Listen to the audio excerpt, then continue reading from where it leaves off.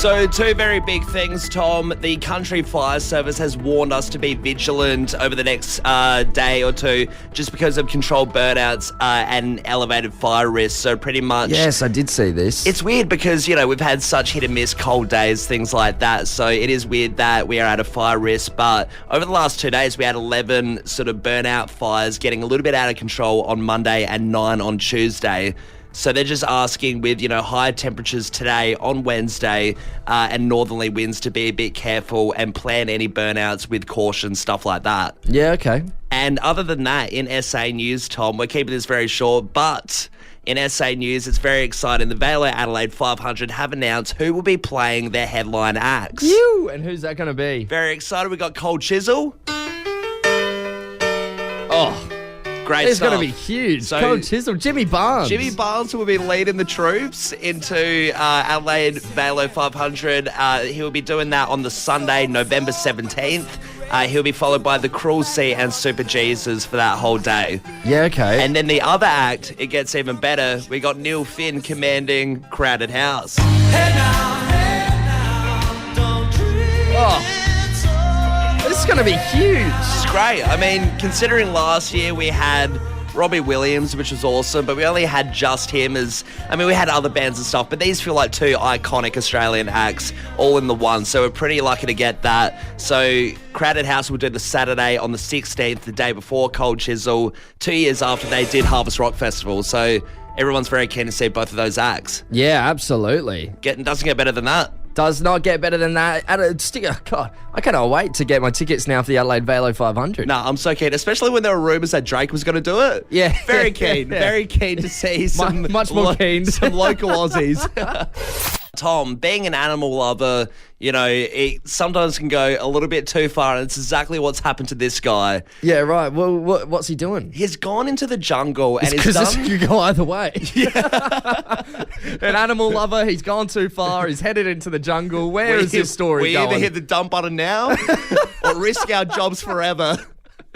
Let's take the risk. Yeah. No, but it's not what you think. He's gone into the jungle and he's done this experiment where pretty much bloke has wanted to see what it's like to be strangled and eaten by an anaconda.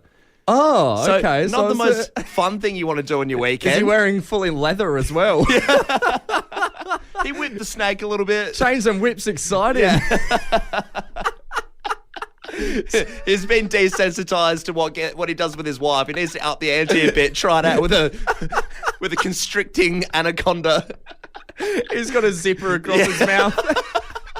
He's chucked the key into the snake. He had to get in there to get it. This bloke's an absolute creep. Crazy, isn't it? He's seen too much on the internet, got too many ideas. But he's gone into the jungle, right? Put this pretty much scuba suit on with a tank. And so it gets better. He had a mask on and everything, and he thought, I'll see what it's like. Yeah. See what it's like to see what it's, to get strangled and everything. He had a whole team there with him as well. So they were all watching him getting devoured by the snake. It was just like one a of those, film crew? There's really not much to the story apart from the fact he instantly regretted it. He got crushed by the snake and started strangling him. Dude's okay because he had enough equipment to sort of protect himself. Sure. But he had cameras on and everything. But I think immediately... So he did. He took a film crew. Yeah, he did. It really adds up, doesn't it? There's a lot of things not, making sense to me right now. Something we don't know about this guy. Callum, this is absolutely everywhere at the moment. I mean, it's on the front page of the Tizer, but it turns out there are over 1,200 Chinese spies here in Australia. Yeah. It's interesting. So it's all over the news. There's, a bunch of spies here trying to get a little bit of intel.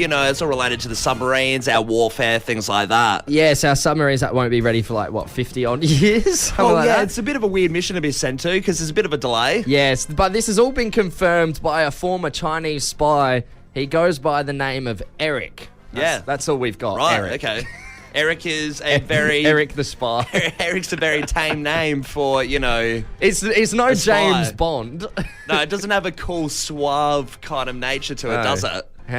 Eric. But Eric has informed us, that there are over 1,200 Chinese spies living here in Australia at the moment, including 200 professionals, 200 in workplaces. Wow. Yeah. So some kind of scary stuff. But I thought, hey, let's have a bit of a brainstorm this morning with the Fresh Fam. Let's get a little creative.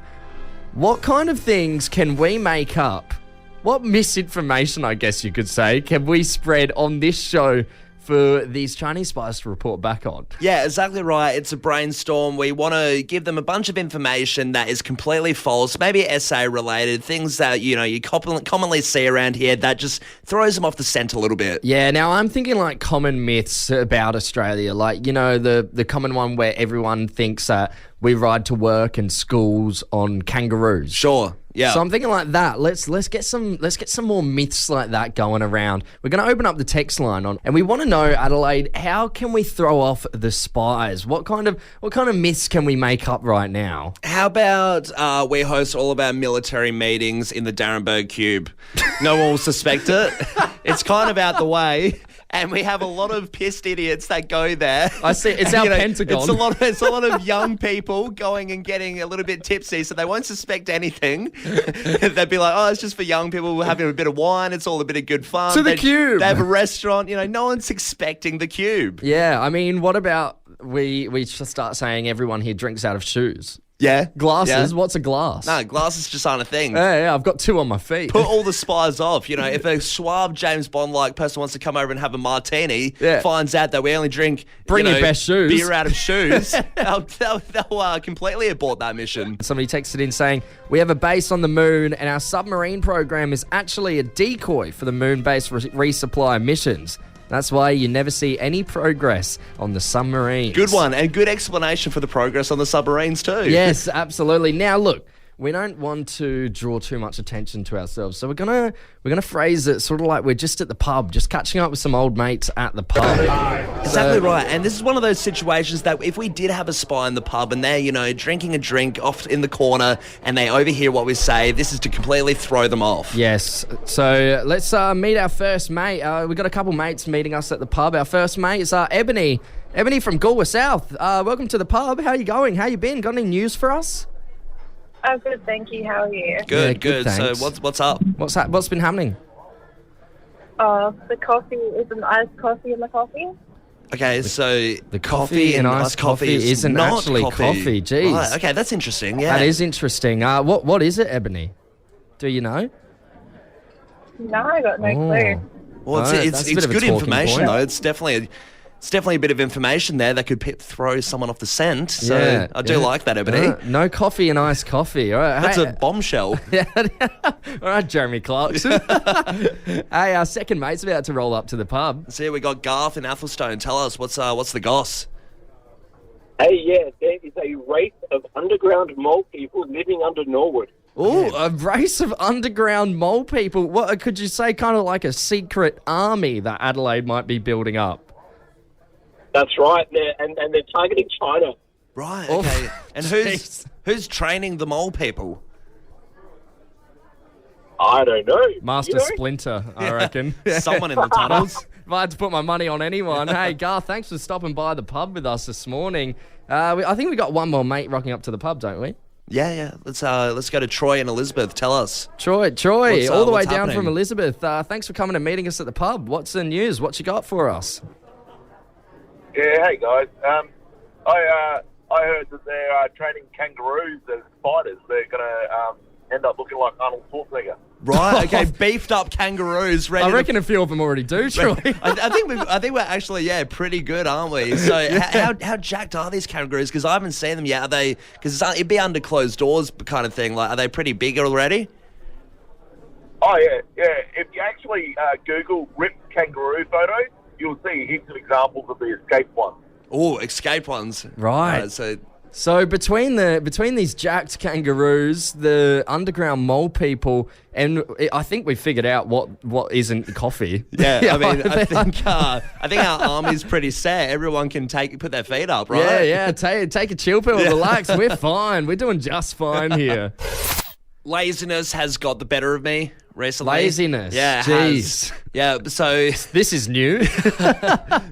usually it works out all right. You know, find a way to do something efficiently and it doesn't really backfire. However, throwback to Mother's Day a few weeks ago. All right. I'm okay. thinking, right, I'll get a card and that'll be good. However, I don't want to go to the news agency, so I'm in the city. I'm thinking, I don't really want to go to the news agency. Pet peeve, don't really get along with them. They're just a bit boring, right? Right. Okay. So you want to go to a proper card place with a full, selection. No, Is that it? No. So I decided You don't against, want to get a card at all. decided against the physical card, and I thought, what would be easier? An e-card. but also has the sentimental value and a bit of novelty to it that it's, entertaining and, good enough to give that your mother, right? Right. And yes, the answer is the e-card.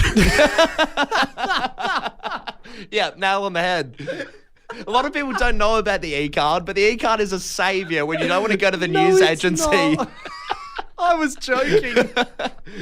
So I've hopped on this card shop online, the first one that pops up, and I'm like, yeah, that'll do. I have a look at it. It's got a nice bird animation. Oh, it's that's- flying around. That's better than just a straight up email, I guess. Yeah.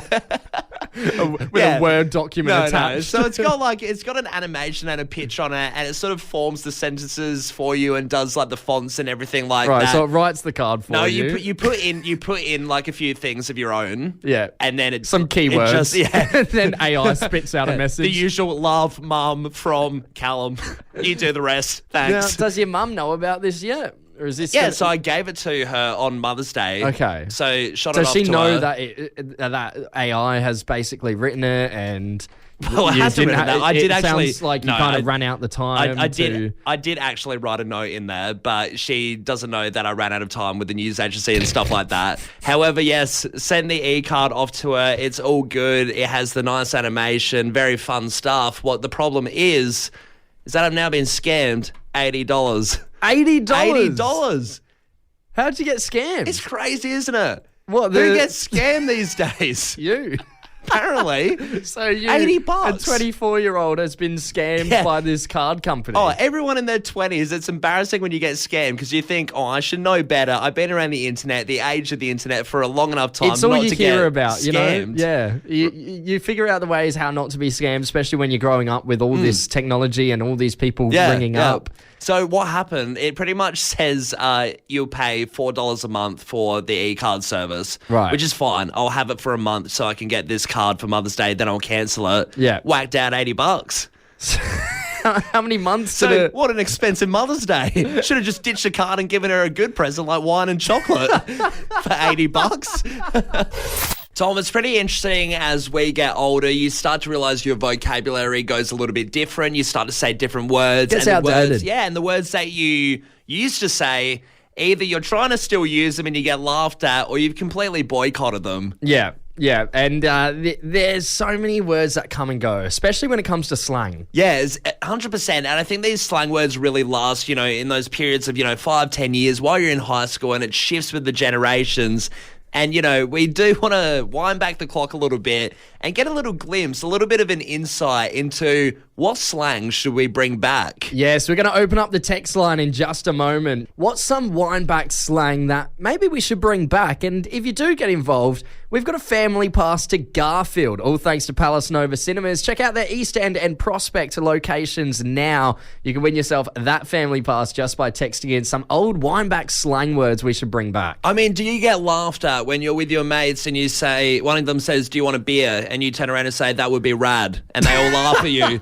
Does that happen to you? Well, let's bring it back. Let's make rad cool again. What are these old slang words that we should bring back and make acceptable in our current generation? How long has it been since someone told you to chillax? Yeah. Or take a chill pill? It's been too long. It's been way too long. I'm all for the chill pill. What are some other old slang words we used to use? I was looking, we've got a little list here. I know back in our school days, YOLO was quite big. YOLO was big. YOLO's been around for a long time, though. That had a resurgence in our school days. FOMO was another big one. I mean, we had a Fear of festival, missing out. festival named FOMO, so it kind of had its resurgence there. When you were kind of keen on someone, you would say, I'm fiending them. Yes. That was in our era too. We coined that. That's something that we don't have to bring back. Happy to leave it. We can leave that one in the past.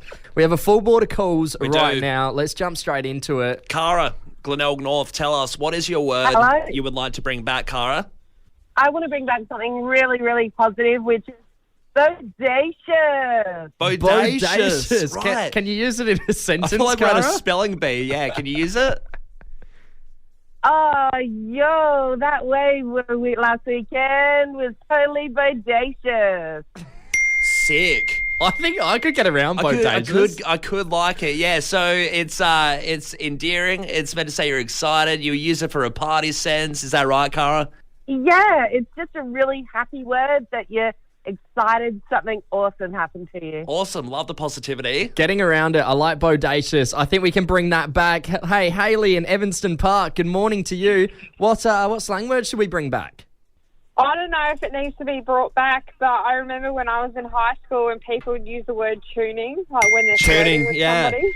You know what's funny? I reckon people still use tuning, I reckon. It's funny, Hayley. Another person's texted in on the line, Laura, who said tuning is from the era 2008 to 2012. Does that seem pretty accurate, or did you use it outside of that bracket? No, I reckon that's pretty spot on, I think. There you go. Yep. Tuning, it's here to stay. Hey, Ryan in Mount Barker. Good morning. How you going, mate? Yeah, good, mate. Yourself? Very Really well. good. Ryan, what is your word? What are we bringing back? Oh, I had a few, but budgie smugglers or Okay. thunderbox. Thunderbox. Is thunderbox another word for budgie smugglers? No, thunderbox is a toilet, mate. Okay. Outdoor dunny. There you go. Right. I was getting a little worried there. I had my finger over the dump button, Ryan. Hey, Yeah. so Grouse. Thunderbox That's is another one. grouse. Grouse. Okay. So I thought grouse was a bit of a Melbourne thing. Do we get it a little bit here in Adelaide? No, sometimes, mate. All right. Sometimes well, we need to bring it back then. Only when you're around the right people. Hey, Leanne in Clemzig, what Windback slang should we bring back? Oh, quenching. Quenching? So if something good, yeah, you'd be like, yeah, that was quite quenching. Oh, right. Okay, All right. All right. Like when you finish off a nice can of cold solo, you're like, oh, geez, quencher. Yeah, so if anything's good, you'd be like, that was quite quenching. So quenching is good. Leanne, Oh, so it could be about anything, not Leanne, just so a drink. It's not just drink related. If I was like, I had a wholesome Correct. time, I visited my nana in the nursing home, it was quite quenching. Well, Would that make sense? I don't know about that. Yep. Yes. I wouldn't recommend it. Why you should use it for better things. Claudia in Hunfield Heights, wrap us up. This one sounds a little weird. What's your phrase or word? Yeah, definitely a phrase. It's like, gag me with a spoon, you know? Gag me with a Something spoon. What do we use that for? So if you're disgusted by something or whatever, you go like, oh my God, ew, gag me with a spoon. Can I say gag me with a spoon to the saying gag me with a spoon? Hey, Claudia. Yeah, definitely. We have a family pass to the brand new Garfield movie in cinemas Thursday coming your way. Really? Yeah, it's all Oh my yours. God, thank you. Claudia, we like it. We like it so much. Me and Tom promise you that if you keep listening to the show, we will say gag me with a spoon once each somewhere in the rest of this show. Okay, wicked. It'll be hidden, but I'll it'll be listening there. all day. Adelaide, let's wind back the clock. The new quiz with a bit of a spin.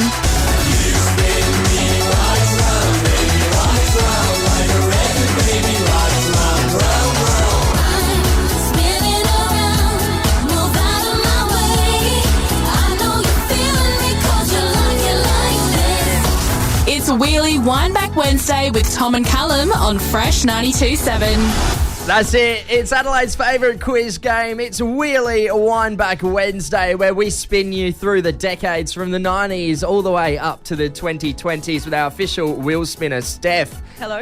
Good morning.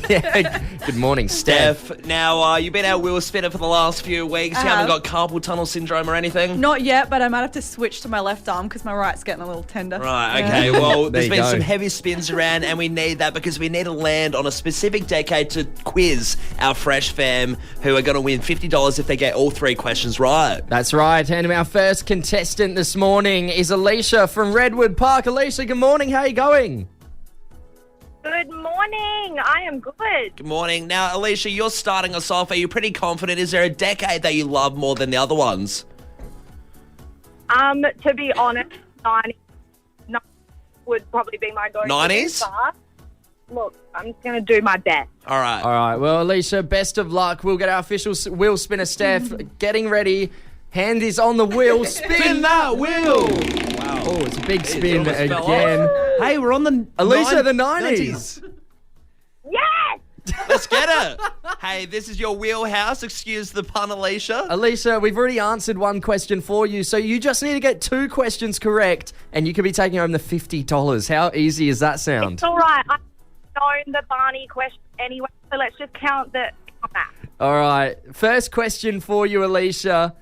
What company created the Game Boy Pocket, released in 1996? Nintendo. She's got it. Were you a little bit tense there, Alicia? Was that? I felt a bit tense for you. Oh, like, on a minute, maybe I'm not as confident as I thought I was. Alrighty. Alicia, let's wrap it up, hopefully. This will be your third question, and $50 will be yours. The quote, "If it doesn't fit, you must acquit," became the catchphrase from which highly publicised trial? Fun fact, this trial had 95 million people watching the final verdict. Oh, my God. If you can just say the name of the person that was involved in the trial, the big person in it. I don't even know. I had literally... Gonna have to buzz Alicia. you out, Alicia. Buzzed out. You almost had it. Oh, geez. Let's go to Matthew in Golden Grove. Matthew, do you need us to repeat the question? Yes, please. Alrighty, Matthew. The quote, "If it doesn't fit, you must acquit," became the catchphrase of which highly publicised trial? This trial had 95 million people watching. Oh, So famous God. court case. It was Biggest- huge in America. Biggest in the 90s. Biggest in the 90s. Is this, Nah, I got no idea. Wow. I'm going Oh, to say... Oh, tapping out. Yeah, All right. sorry. Moving on to Debbie in Salisbury. Wrap us up. Debbie, do you need us to repeat the Hi. question again? No, but I am going to take a really big stab in the dark and say O.J. Simpson. She's got it. She's done She it. comes in, swoops it up. $50 is yours. That's all you had to do. You know why? It's because I'm old. Like, because I'm old, I know this stuff. Use it to your advantage. Debbie, congratulations. You've just won $50 for playing Thank It's you. Really a Thank Windback you. Wednesday. You're very welcome. How easy is that? You only had to get one question. I know, and I'm sitting on the side of the road. I'm going to be late for work, but can I give a shout out to my daughter and my son, Ashley and Lachlan? They got me onto your show. Oh, so, awesome. yeah, go kids. Cheers, Go, guys. massive shout out, Ashley and Lachlan. Debbie, thank you so much for calling up and playing. It's Really Windback Wednesday. It returns next week. Come, we got to have a chat about this latest TikTok trend that is sweeping TikTok, as it seems. Yep. And it's to do with crushes. And, you know, I think having a crush can be the worst. Right? When you have a crush on someone, it's often a one-way street, and it's often something that you build up in your head, and it just sucks. Oh, a lot of pressure. Tell me about it. I fall in love with someone every day.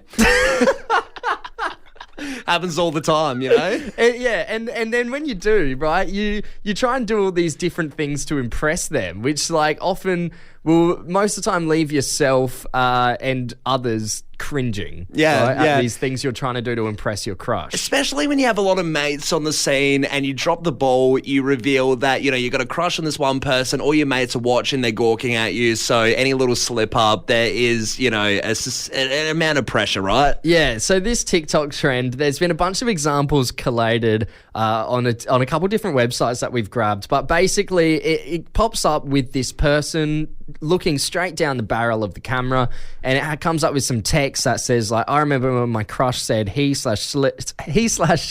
likes girls or boys who ... you know, and then it'll be playing this song. It's them looking down the barrel of the camera, and then this song will sort of cut and it will go to the next video of them doing that thing So, for example, this one was this guy said he likes girls who can sing, and this girl posted a video on her story of her quite earnestly singing. Right, okay, yeah. So singing is a dangerous one as well, hey. I mean, anytime you're whipping out the singing to your crush, just no go. That's a red zone. Yeah, that's like pulling out a guitar at a party. You know? Seen a lot of people do it. A lot of brave men. So some of the other examples I've come across is this first one. I coloured my hair red because my crush mentioned in passing that he was into redheads. Would you ever go that far? Colour your hair? Yeah. Depends what colour, really. Red? Nah, I wouldn't go. I wouldn't go a drastic color like red. I'd probably do blonde again if a girl was really into it. That is a drastic color like red. But I've done blonde before, so it makes sense. It's a bit under the radar. Another one here was another example. I wasn't into Pink Floyd, but my crush loved them. I memorized all the lyrics to an entire album and learnt the history of the band just so I could drop facts and make him think I was cool. I got over the crush pretty quickly, but the love for the band stayed. I remember when. But there you go. You've developed a new crush, and it's on Pink Floyd. I think you're a winner. That's a positive, getting a bit of Pink Floyd out of it. You do see a lot of people going for, changing their music taste, things like that, for a crush. Yeah, but things then get out of hand. This trend is obviously sweeping TikTok, and more people getting involved. What, trying to outdo each other? Yeah, well, basically, I feel like some people are trying to outdo other people because this person has said that they uploaded photos on Facebook of a fake party that is, it never happened, with me skimpily dressed up with my friends just to impress a crush. It's so sad in retrospect because we did things like holding deodorant bottles, pretending it's beer. Jeez. I remember when. That one That's is a crazy. terrible one. I've seen one of these videos talking about a similar thing where they had a bunch of party noises on the TV going, ambient party noise from 2005 playing on the TV in the background. Just so it seems like when you answer the phone, where are you? Oh, I'm at this awesome party. It's all happening in the background. My all-time favourite one that I found, though, this is the last one. We'll wrap it up here. He told me he liked D&D, but I thought he said TNT, like the Akadaka song. So I kept blasting TNT in class, and he was confused and didn't understand why I loved AC/DC so much. 'Cause I'm TNT. No, please, I like Goblins and Ghouls. I like the AC/DC song, right? Is that an AC/DC song?